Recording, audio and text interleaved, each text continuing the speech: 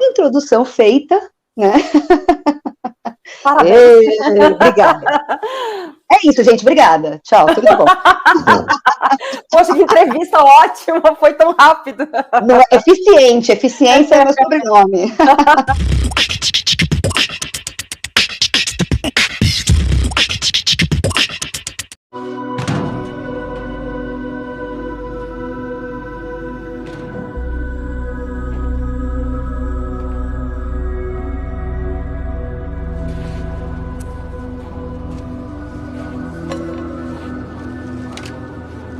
A gente tá cuidando de você, tá? Esse tema da saúde mental veio muito presente, assim, mas o desafio foi querer contar o filme a partir do ponto de vista de quem está vivendo uma quebra de realidade. E eu achei que como é que eu conseguiria trazer para o cinema o ponto de vista de alguém que está vivendo delírio.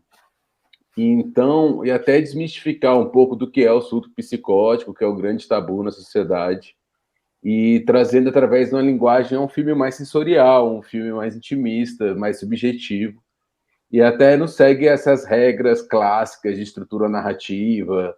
Eu falei, não, eu quero viver um delírio e a partir desse momento, o que acontece, como é que eu saio dele, para onde que eu vou, para onde que a personagem vai, como é que ela se transforma a partir dessa vivência, sem romantizar também, porque tem um sofrimento psíquico, mas foi a busca de trazer esse tema através de uma astrofísica, falar de uma cientista brasileira, trazer a importância no cinema, retratar uma cientista brasileira que está usando a razão, que está na ciência, que está nessa questão exata, e ver que todo mundo é vulnerável a ter uma quebra de realidade, né? Eu fiz laboratório, pesquisa, então na coleta de várias histórias, tentando imprimir na Nina, né, a própria história dela. Então, para mim, a Nina é um compilado, não só da história pessoal do autor, que é o diretor Léo Belo também, mas também da questão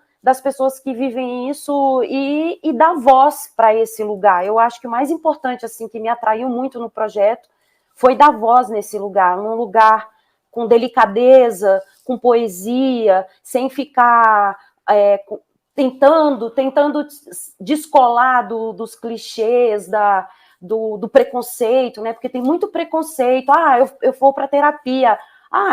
Doido, vai para terapia. Doido, vai para o psiquiatra. Não, gente, eu acho que é uma oportunidade para a gente dar essa voz dos invisíveis, mas que somos todos nós, porque o sofrimento psíquico, ele pode vir de qualquer lugar, que é uma coisa que eu aprendi com o filme, ele pode vir de qualquer lugar, a qualquer hora. O Léo, né, sabiamente colocou no corpo de uma cientista justamente para ter essa quebra, assim, de como assim uma pessoa que trabalha com isso, que está nesse universo, porque a gente tem a ideia de que essas pessoas são céticas completamente em relação à questão psíquica, né, como vem tudo da razão, e para minha surpresa foi completamente diferente. Então, é um trabalho muito delicado, muito minucioso, e que eu tentei porque esse foi a minha busca mesmo, com maior respeito e dignidade, dar voz para esse lugar que nem eu sabia que era tão lindo. Eu vou falar a verdade, é muito lindo, assim, lindo do lado que é triste, mas é lindo da gente ter conhecimento e poder tratar, né? Poder ter lugares onde a gente se sinta pertencente. A questão psíquica é muito retratada, já foi muito retratada cinematograficamente falando, e geralmente ela se vale, né, de uma forma de denúncia, ou, sei lá, denúncia de instituição, ou denúncia até como a pessoa que está sofrendo isso, que acaba sofrendo a exclusão da sociedade, da família, etc e tal. E vocês fazem um caminho inverso, né, no filme. Inclusive, a Nina, por mais que tenha seus problemas com a mãe, ela é, de uma certa forma, acolhida pela mãe, pelo local de tratamento, com muito respeito também pelas enfermeiras, que a tratam com carinho, que querem o bem dela. Eu queria saber se vocês fizeram visita a locações, falaram com profissionais da saúde, acho que o Léo já comentou que fez essa pesquisa também, né? A Gabi, ela fez uma imersão numa clínica de saúde mental chamada Nanquê, aqui em Brasília. Essa parte eu tenho muito carinho, né, porque eu entrei lá e o Léo, a produção, eles conseguiram eu fazer esse laboratório. E para mim foi fundamental, porque antes de eu entrar, claro, óbvio, gente, eu eu tinha também as minhas questões, meus preconceitos, e quando eu cheguei lá, já no primeiro dia, quando eu faço laboratório, normalmente eu entro como personagem, justamente para as pessoas não acharem que você é um microfone, que você é uma televisão, né? Muita gente acha, ator, atriz é uma TV, né? Não. Então, eu normalmente entro nos lugares como personagem, mas ali, como era um lugar totalmente diferente para mim, não era um hospital onde eu já fiz laboratório, etc., eu perguntei, como é que eu faço? Eu falo a verdade ou eu posso entrar como personagem? Aí as terapeutas falaram, não, Gabriele, a gente aqui só lida com a verdade, pode falar que você é a Gabriele, que você está fazendo um personagem, e assim eu fiz, no primeiro dia de roda. E aí eu fui me apresentar e aí foi ótimo, porque a galera já, tá, atriz. Então, quando eu passava, em todo lugar que eu passava, eles falavam, oi, Nina! Ninguém me chamava de Gabi nem Gabriele, era só Nina. Eu queria realmente dar voz para esse lugar, porque eu também, como ser humano, sei que é árduo, assim, esse lugar de muito preconceito. Então, esse foi o meu maior objetivo, assim, conseguir fazer parte disso. E aí eu peguei todas essas histórias, me alimentei delas, e desses lugares também maravilhosos de que quando a gente se sente pertencente, a gente se abraça, né? Então foi muito delicado, muito poético. São pessoas amorosas e tem muito amor no lugar. E eu achei isso muito bonito, porque por mais que as pessoas elas são elas por elas mesmas, porque não tem uma máscara, elas não estão escondidas atrás de uma coisa, e sendo que é um ambiente que você tem, já foi retratado no cinema, que você vê ali um caos, uma coisa nesse sentido, só que não, né? Você tem pessoas que têm uma percepção de mundo diferente, é só uma questão de um ponto de vista da realidade, que é muito individual, elas não conseguem circular de uma forma, uma realidade que tem uma dificuldade em circular nessa realidade compartilhada, mas tem uma visão de vida, e aí eu achei muito bonito quando a Gabi sentiu isso na pele, porque aí você sai desse estereótipo do que é a loucura, as pessoas que estão vivendo esse lugar, como se fosse, e você entende que são pessoas que têm a sua forma de enxergar o mundo, que é original, que é diferente. Do universo, nesse sentido, no filme, ele tem vários sentidos, né? Tem um sentido, obviamente, emocional para ela, e tem o sentido também do trabalho, da exatidão, né? Da razão, né? Então, o universo para ela significa o limiar desses dois sentidos que ela toma, né, na proporção da vida dela. E também, por outro lado, a Nina é uma mulher que está inserida num ambiente de astrofísica, ou seja, um ambiente extremamente machista, né, de acadêmico, e ela passa por uma situação, um surto, em um ambiente que vocês mesmos colocaram, completamente que supõe-se, né, que seja cético com relação a esse tipo de questão, né? Eu queria que vocês falassem um pouquinho desse limiar, do simbolismo, da utilização do simbolismo, inclusive para o universo, e do que representa a Nina também ser uma mulher, estando inserida nesse mundo, desse universo, enfim, machista, desse universo acadêmico, né, que é muito fechado. Como que vocês trabalharam esse limiar?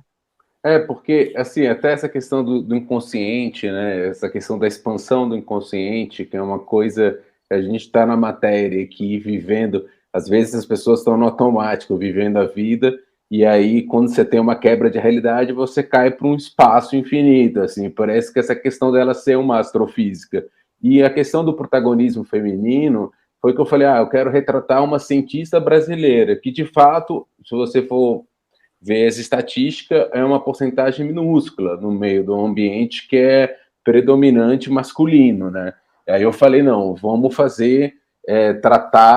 trazer uma mulher astrofísica para sair desse lugar comum que é do homem, e tem as mulheres astrofísicas que a gente se inspirou, que a gente buscou na pesquisa, que são incríveis, que infelizmente ainda é minoria, tem que ter muita luta para conseguir equilibrar esse cenário das cientistas brasileiras. E aí era essa questão de remeter ao espaço, porque sempre quando você olha para o céu, você está vendo uma estrela, você está olhando para o passado, né?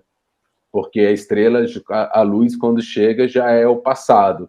E aí, como muitas vezes alguém, quando tem uma quebra, alguma coisa, são coisas que estão presas num passado. Por isso que o filme tem esse momento e o que levou para esse momento de quebra que ela viveu. E eu acho que por isso combinou esse ofício dela ser uma astrofísica e a relação da quebra da realidade, a relação com a ciência, e por isso do protagonismo feminino, para poder retratar o espaço também da mulher que num ambiente que é imaginariamente masculino. Então, falar desse tema de uma forma digna, honesta, e você entender que é importante os profissionais de saúde, é importante as pessoas que auxiliam isso, é importante você ter os psicólogos, é importante a psiquiatria, é importante as clínicas de saúde mental, é importante que o governo forneça essa estrutura para quem está atravessando esse momento.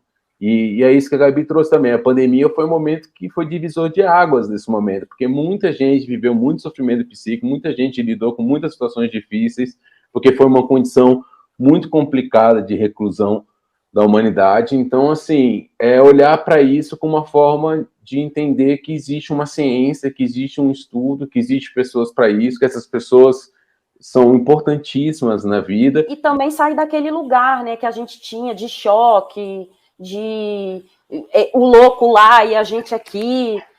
Eu acho que é mais nesse lugar humanizado e de acolhimento. Para você ter uma ideia, o Hospital Dia, você entra às 9 da manhã e sai às 5 da tarde, porque eles chegaram à conclusão que é muito importante o convívio social. Tanto é que tem um momento do trabalho, todos os dias, que tem 4 horas para o convívio social. Quem não quiser sentar na mesinha e trocar ideia, não senta. Mas, olha, até eu fiz terapia lá, sabe? Aproveitei, contei meus problemas, desabafei. Só queria tocar num ponto que eu achei pertinente você falar sobre isso, que é a questão desse mundo patriarcal machista que a gente vive e abordar isso, trazer isso na pele de uma mulher. Eu acredito que o Léo foi muito sábio nessa escolha, tanto é que ele sempre me falou que quando ele estava escrevendo o roteiro, ele sentia num corpo feminino, ele sentia que seria uma mulher, e talvez ao inconsciente dele, mas esse lugar traz um colorido, por exemplo, de abordar a maternidade, nas camadas que tem ali a gente aborda o puerpério, não de uma forma clara, mas de uma forma das camadas do trabalho, e essa relação também, né, da mulher que trabalha, da mulher que tem filho, da mulher que tem um companheiro, que tem mãe, que tem isso, que tem aquilo. Então, eu acho que o Léo, naquele momento, a gente nem falava tanto, mas eu acho que foi até uma premonição, assim, ele trazendo esse lugar de voz também, para mais uma vez dar voz aos invisíveis, que é o que eu estou chamando, né? Nós, os ex-invisíveis, não só quem está passando por um sofrimento agudo, mas também as mulheres que fomos muito caladas, fomos muito subjugadas, e como atriz, né, como artista, muitos textos pequenos vieram para a nossa boca, né? Então, quando o Léo escolhe uma mulher para representar tudo aquilo, ele empodera a gente também num outro lugar, onde está ok dizer eu preciso de ajuda, onde está ok dizer eu não estou dando conta. E eu acho que é isso que esse filme também me ensinou, né? Eu acho que a arte tem essa coisa de provocar, de sair dessa norma. Porque às vezes, quando você menos espera, tá ali pagando conta, vivendo, não sei o quê. Quando você vê, você fala, nossa, eu estou vivendo uma vida aqui que é só fazendo funções do dia a dia e você não está transcendendo. Então, assim, eu acho que é o cinema transcendental, é você transcender e a loucura, ela te proporciona isso, mas tem um peso muito grande, que é o peso do sofrimento, né, que o filme também não romantiza esse ponto, e é isso, assim, o convite é um cinema transcendental, você viajar num universo, num espaço, e é isso. O filme traz uma questão que é contestar o tempo, né? Então ele revoluciona o relógio. Eu acho que a vida é isso também, é revolucionar o relógio. E o relógio, que eu digo, o relógio interno, o tempo de cada um, né? Transgredir esse lugar. A minha expectativa com o filme, eu gostaria primeiro que a pessoa, se ela sentar no cinema e sair transformada, para mim eu já estou feliz, né? Eu vou falar assim, uma pessoa que já sai transformada já é meu objetivo de atriz, porque só a gente que vive outras vidas sendo observada, né? Porque o nosso ofício é o outro olhar para a gente, é observar a gente. Nessa observação, a pessoa se enxergar, para mim já vai ser o maior prêmio. E outra coisa que eu gostaria muito é que a gente fosse tocar nas pessoas no lado da compaixão e da empatia, porque a gente, por não saber, por não ter consciência, por ter preconceitos, a gente julga. Então, um olhar amoroso, porque eu vou falar assim, amoroso para o outro, para a personagem, para a Nina, para os amiguinhos dela, para as outras personagens, principalmente para você mesmo. Então, essa é a minha expectativa com Espaço Infinito. Ai, gente, eu não aguento vocês. Pelo amor de Deus. A gente é uma poesia. Ai, meu Deus, eu vou sair daqui.